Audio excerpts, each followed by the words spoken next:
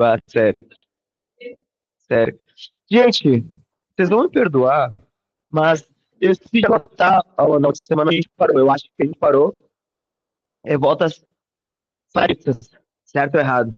Chegamos a ver vinda da família real para o Brasil.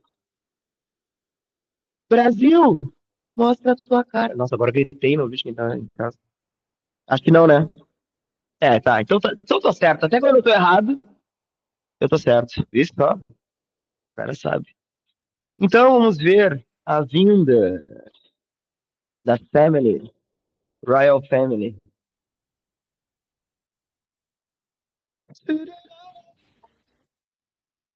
Tá, beleza.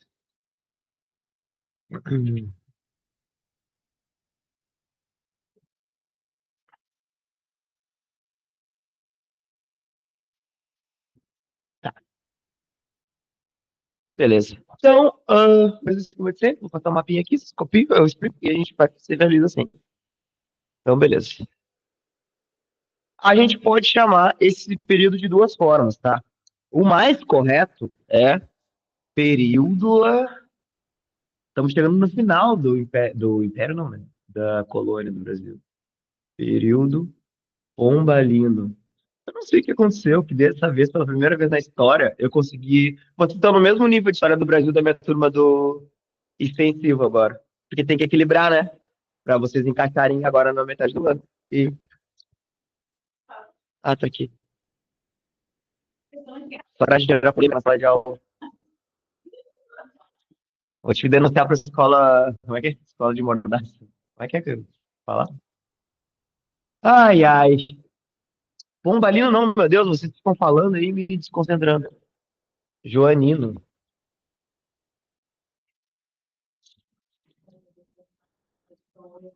Ai, gente, você sabe que eu sou assim, né? Sou meio confuso. Joanino.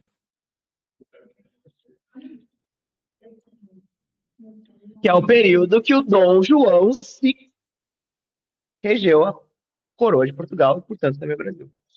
Que é de 1808 a 1821, né? E a independência é 22.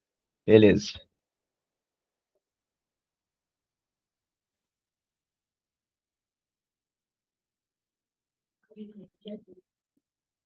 Pois é, né? Ah, já tá chegando as férias, graças a Deus. Cristo regeu.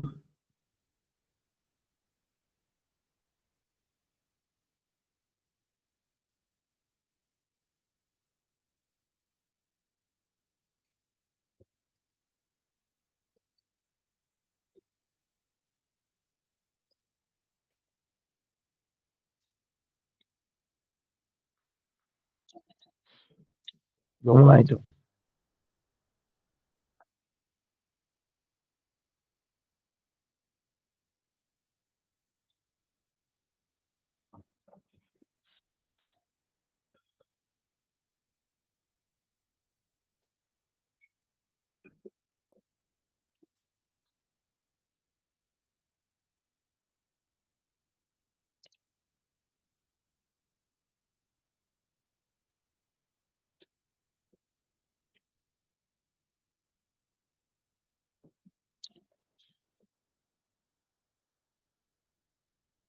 Nossa, que Berlim me dá um sono.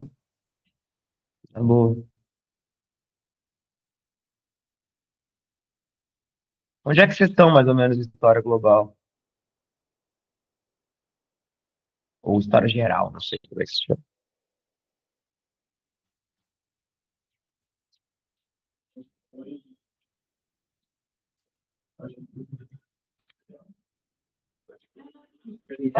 Tá. Não, só para saber, porque agora, porque daí eu vou explicando o contexto internacional, né? Então, vocês não chegaram, então, ainda no século XVIII.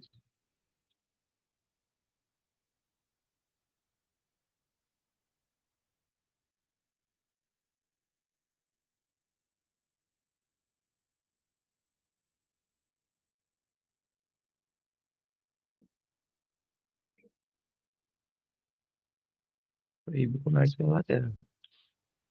É.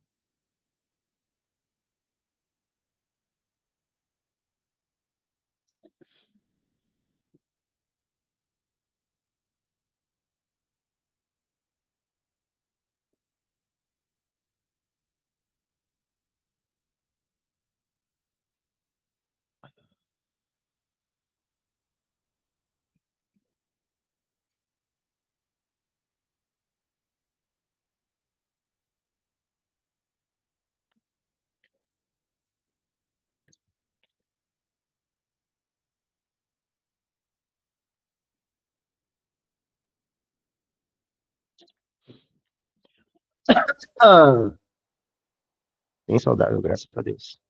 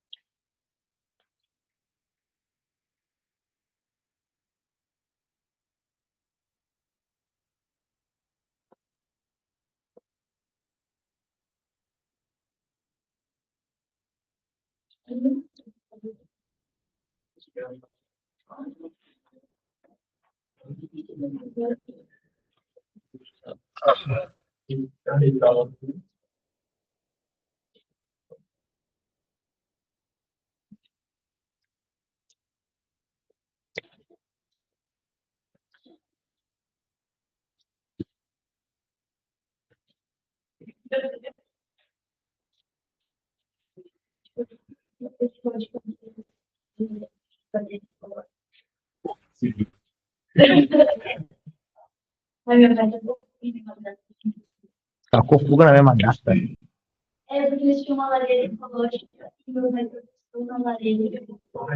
Gente, que perigo!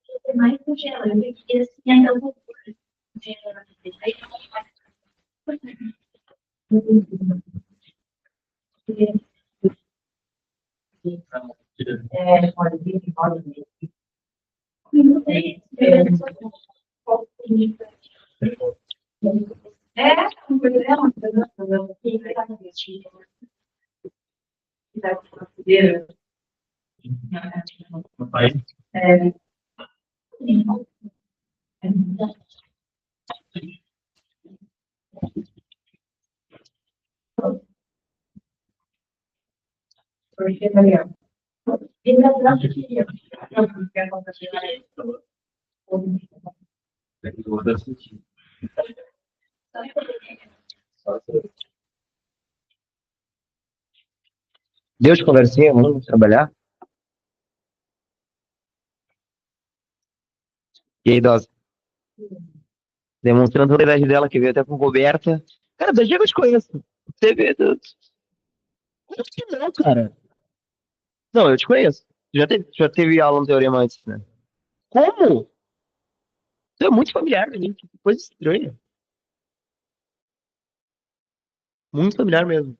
E, bom, aquele menino eu dou aula pra ele no Gonzaga, mas tu, minha familiar, pensei que tinha te dou aula. Hum? Não. Até agora eu não decidi se tu gosta de mim ou se tu me odeia. Não sei. Tô brincando. Tu fica assim? Só quando é comigo, né? Com o Mário, tu gosta. É, né? Normalmente quando eu tenho turma com o Mário me dificulta, porque daí eu só vou gostar mais dele. É normal. Por quê?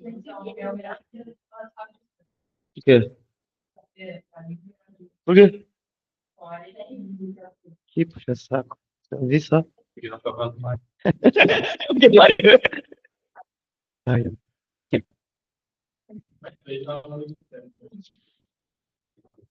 tá. 5 minutinhos de pera que eu tenho que explicar. Gente, eu já vi hoje, recém 3 horas, já vivi fortes emoções no dia de hoje. Legal já. Mas não, não.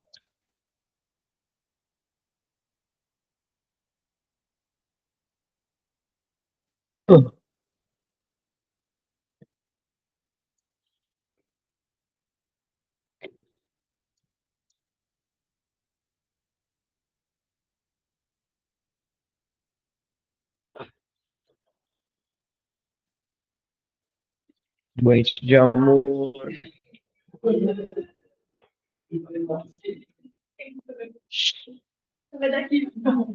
Deu de palhaçada? Vamos copiando. Quer? Ah, tá.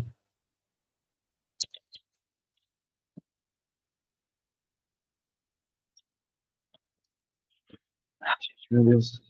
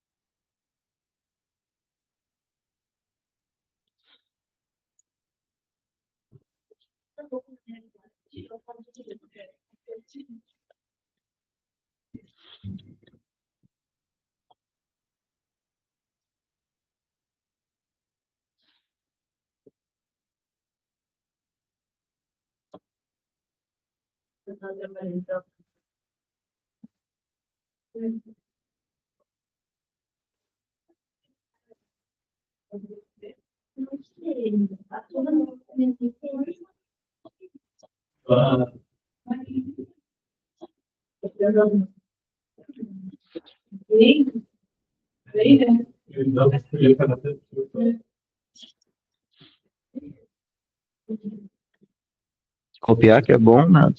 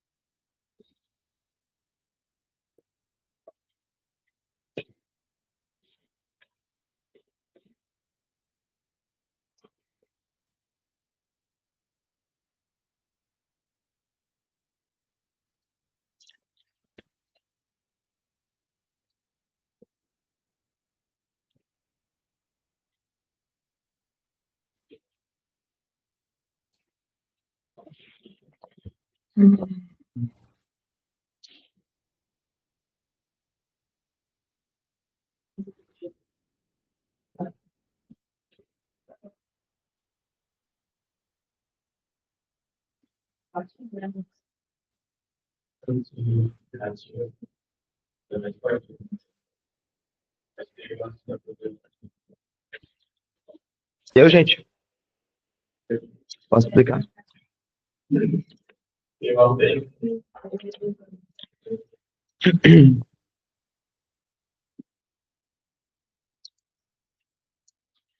Tem um historiador chamado José Murilo de Carvalho, que é um dos maiores historiadores assim, da história do Brasil. ele tem a tese dele sobre o Brasil republicano e a construção do imaginário da identidade brasileira e da República no Brasil. Mas ele é um historiador completo, assim, um sociólogo também. E tem uma fala dele que eu acho muito relevante para a gente pensar a história política do Brasil, que é a seguinte, né? Ele fala que, por causa da vinda da família real para o Brasil, uma coisa que não aconteceu em nenhum outro lugar da América, nenhuma outra colônia recebeu a família real para morar no lugar. Nenhuma outra colônia recebeu a família real e ele elevou a condição da colônia como capital do reino. Isso mudou toda a trajetória política do Brasil. Por exemplo, quando o Brasil vai se tornar independente, que a gente vai ver isso na semana que vem, o Brasil se torna independente meio que num reflexo de vários movimentos que estão acontecendo em toda a América. Os Estados Unidos se tornam independentes, vocês vão ver provavelmente com o Mário, no final do século XVIII, tá? Com a Revolução Americana. E ao longo do século XIX, então no próximo século, todos os outros países da América Latina que a gente conhece hoje vão se tornando independentes. E todos eles se constituem enquanto repúblicas. Só o Brasil permanece uma monarquia. Além disso, o Murilo de Carvalho fala que se a família real não tivesse vindo para o Brasil, tendo em vista as crises econômicas e a fragilidade política a que estava inferida a colônia do Brasil, provavelmente a gente não seria o Brasil. Provavelmente ele diz que a gente se dividiria em vários pequenos estados, como aconteceu em vários outros lugares nos vice-reinados da Espanha, aqui do nosso lado. Né? Então, por exemplo, existia um grande vice-reinado que era o vice-reinado do Rio da Prata. A Argentina, Uruguai e um pedaço do Paraguai. Tá? Hoje em dia são três países diferentes. Muito provável isso acontecer com o Brasil. E quem duvida é só olhar para a história política recente do Brasil e como o Brasil é dividido politicamente. A gente está num estado que é muito bairrista. Né? Se a gente tem publicação no Facebook em 2025 do Sul é meu país, imagina como é que não era nessa época aqui. E ao longo de toda a história política do Brasil, até chegar ao Vargas, o Brasil vai querer se desmantelar. Isso é importante.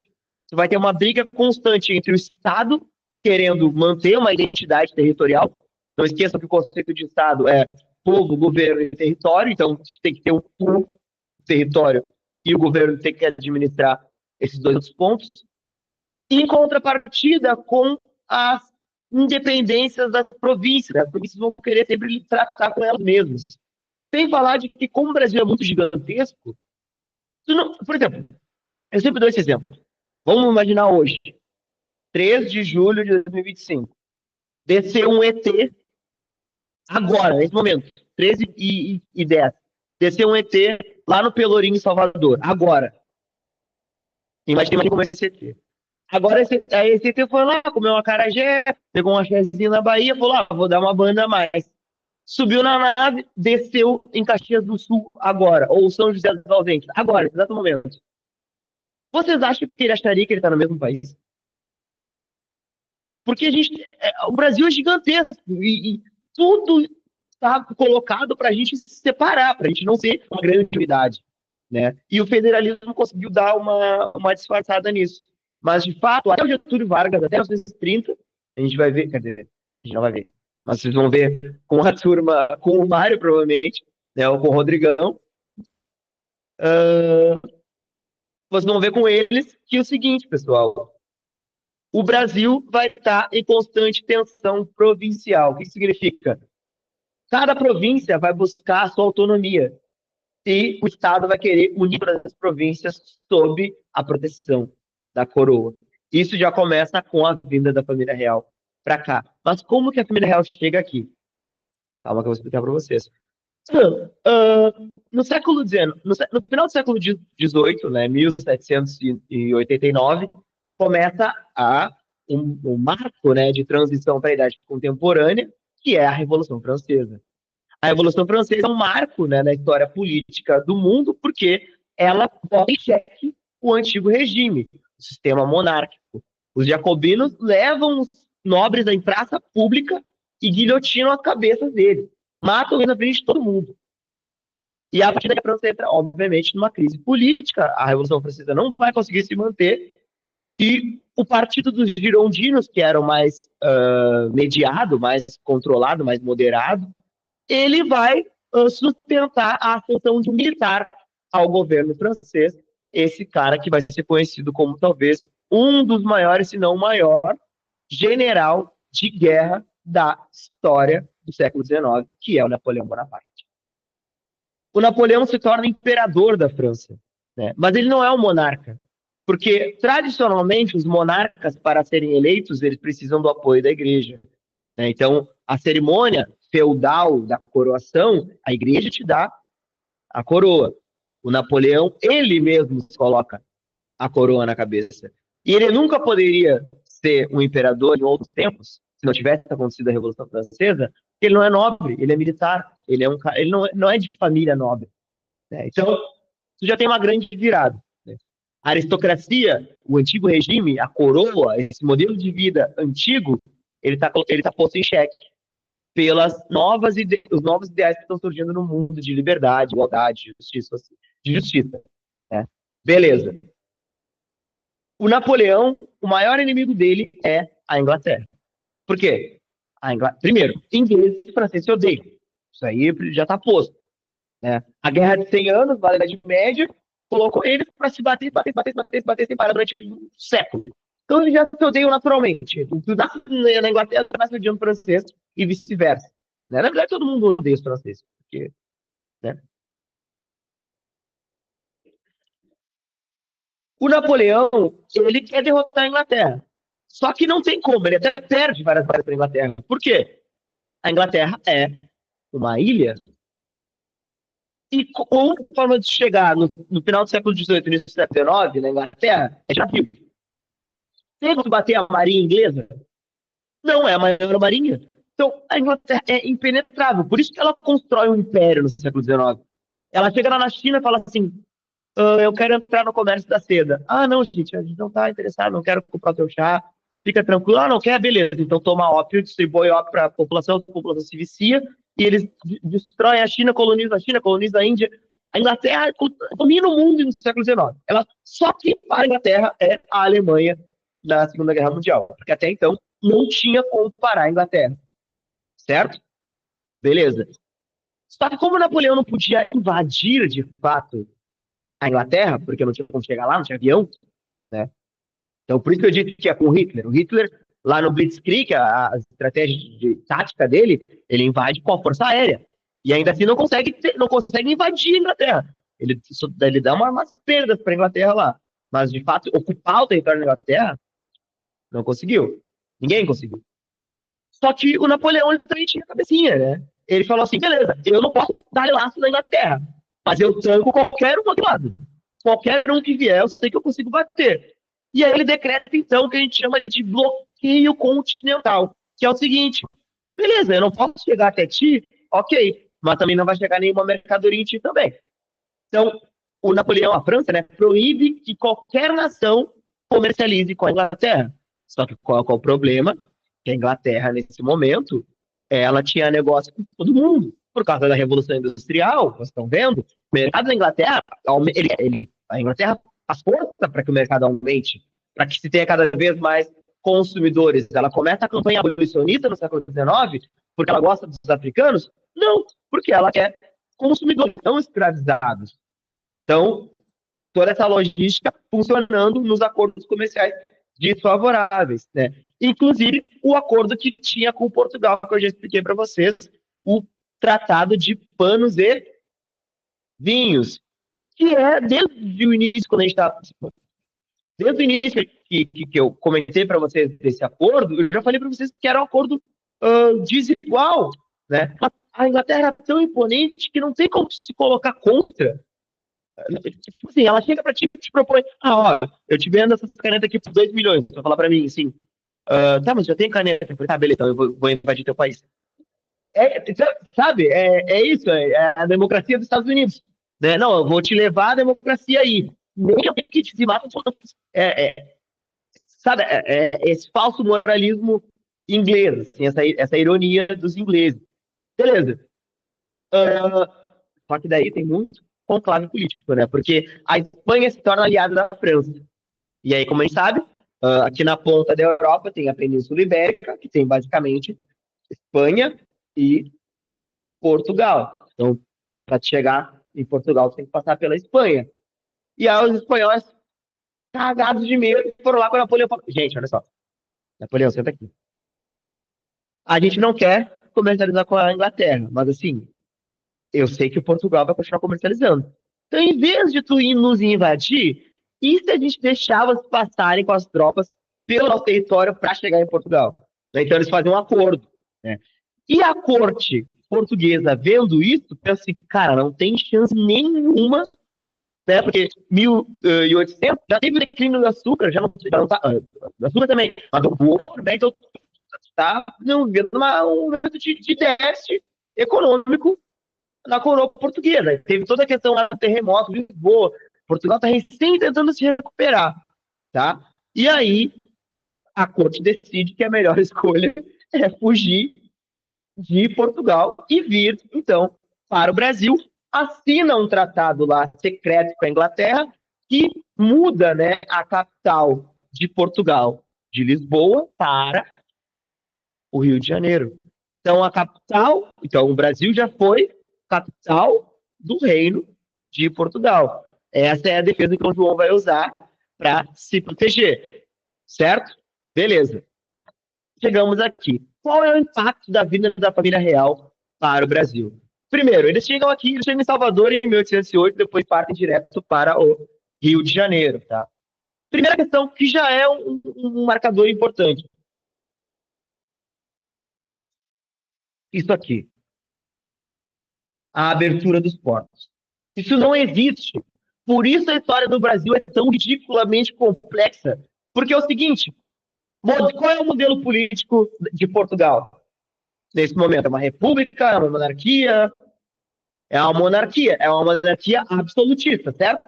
Então, absolutismo, união entre a nobreza e a burguesia. Qual é o modelo econômico do absolutismo? Não é o capitalismo. É o que a gente chama de mercantilismo. Lembram? Não. Beleza. Uma das questões do mercantilismo econômica é a balança comercial favorável, então tu exporta mais do que tu importa, tá? O acúmulo de metais preciosos e a exploração de novos territórios, são as colônias. Uma colônia não é um lugar para tu tirar férias, né? Uma colônia é um lugar para tu conseguir que tem um clima muitas vezes diferente da metrópole, aonde tu vai produzir, né, coisas que tu não consegue produzir no teu território. Ou porque morreu, mataram tudo que era tipo de mato que tinha, ou porque não tem condição climática para isso. Né? Não tem como plantar algodão, algodão, algodão na Inglaterra. Mas onde a Inglaterra conseguia? No sul dos Estados Unidos, que era uma colônia inglesa. Então, a colônia serve para isso. Se a colônia tem independência para comercializar com quem quiser, ela deixa de ser colônia. Então não faz sentido.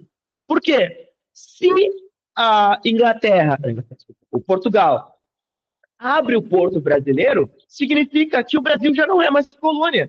E, claro, se aparecer na prova, coloque 1822.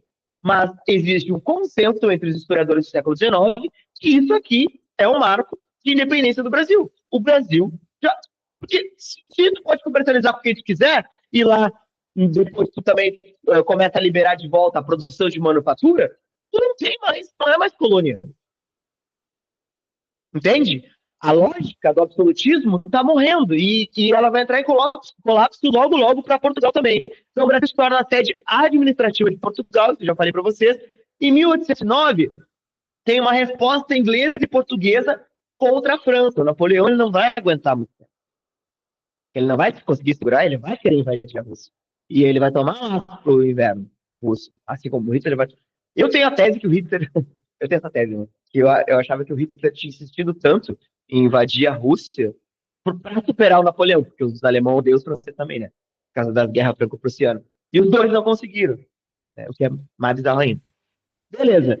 Lá em 1810, tu tem o Tratado de Amizade, Comércio e Navegação entre Portugal e Inglaterra.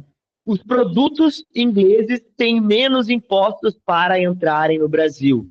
Ou seja, a gente não cansa de ser cachorrinho da Inglaterra até o final. A gente não para de pagar pau para os ingleses. É impressionante o amor que esses portugueses tinham por essa galera. Eu fiquei, cara, não sei o que é. Só pode ter uma atração física, porque não é possível. É fácil isso, não é reflexão, tá? Não, tô brincando. Tipo assim, eu vou dar um exemplo. Ele, você tem que pensar, né? Não veio só o Dom João e a família dele. Veio grande parte da corte portuguesa para o Brasil. Né? E isso gerou dinheiro, isso gerou a manutenção de toda a capital. Reza a lenda que nessa época a galera acordava assim, tinha a porta de casa. Se a tua porta de casa tivesse lá pintada em vermelho, acho que era vermelho, uma coroa, sabe o que significava? Que dá uma coroa assim, redondinho. Sabe o que significava isso? Que a tua casa não era mais tua. Que a tua casa foi cedida para os nobres. Então, gerou um conflito regional. Isso você tem que pensar. Né? Existe um conflito entre os portugueses e agora os nativos, entre elites. Certo? Só para vocês terem uma noção da questão do modo de vida, né, europeu, que tentam se importar para o Brasil, que não dá certo, óbvio. Mas os caras compravam, sei lá, tinha um negócio que eles compravam que era para fazer um tipo de esporte, não é tipo esqui, mas é um tipo de esporte na neve. E eles compravam isso para cá, né? Então é esse tipo de coisa que é muito da aristocracia, do poder simbólico ali, de tu ter, do consumo, essa coisa bem boba, assim, né?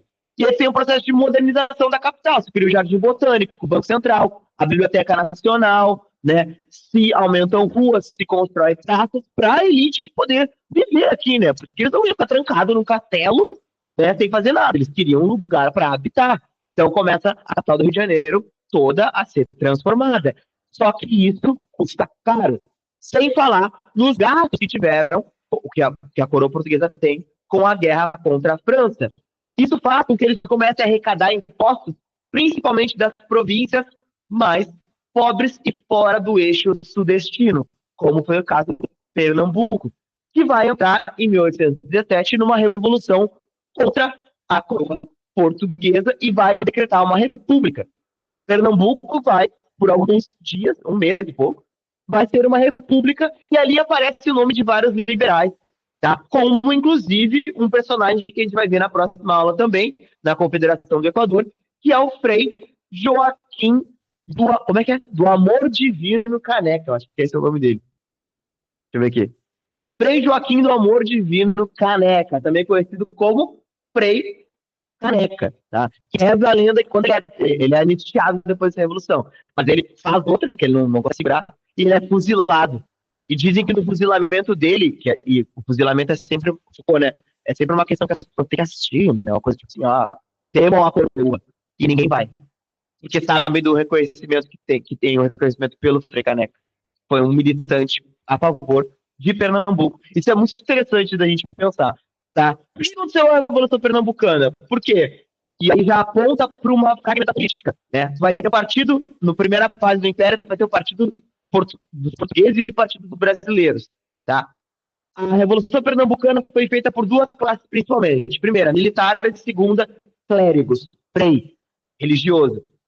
Para os dois casos, os militares de alta patente, que ganhavam mais, e os clérigos de alta patente, que ganhavam mais, eram sempre portugueses. Enquanto os que ganhavam menos, o baixo clero e a baixa patente militar eram brasileiros. Isso gerou uma tensão que culminou na Revolução. E aí tem, só para terminar, gente, uma revolta liberal no Porto.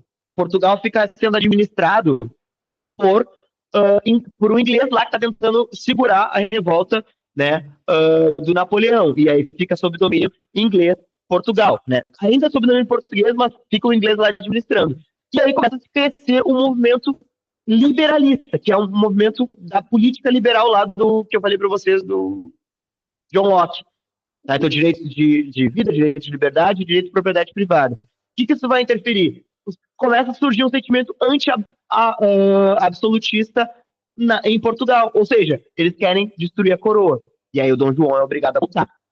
E volta para lá, institui uma monarquia parlamentar, só que o filho dele fica o Dom Pedro I, que é o cara que vai decretar a independência do Brasil, a gente vê melhor na próxima aula. Alguma dúvida, pessoal? Nossa, eu falei muito aqui. Forma sintética, mas eu estou de introdução, dúvida, claro. Fica aqui. Gente, entenderam? Já. Toma, vai embora. Acho que eu vou ter que dizer.